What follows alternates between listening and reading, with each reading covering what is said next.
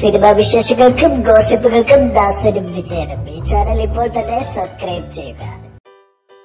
Social മീഡിയയിൽ തൻ്റെ മകൾ എന്ന പേരിൽ വ്യാജ ചിത്രങ്ങൾ പ്രചരിപ്പിക്കുന്നതിനെതിരെ ദുൽഖർ സൽമാൻ.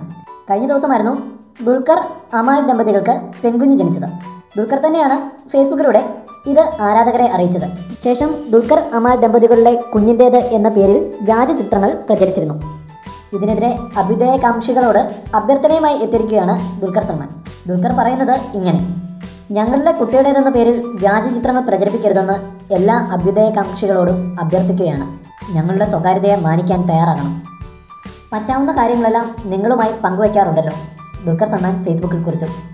മെയ് 5-നായിരുന്നു മമ്മൂട്ടിയുടെ തന്നെ ഉടമസ്ഥയിലുള്ള ചെന്നൈയിലെ ആശുപത്രിയിൽ ദുൽഖറിൻ്റെ ഭാര്യ അമാൽ ഒരു പെൺകുഞ്ഞിന് ജന്മം നൽകിയത്. കുട്ടിയുടെ ജനന കാർഡടക്കം ദുൽഖർ തന്നെയാണ് ഈ വിവരം ഫേസ്ബുക്കിലൂടെ ആരാധകരെ അറിയിച്ചത്.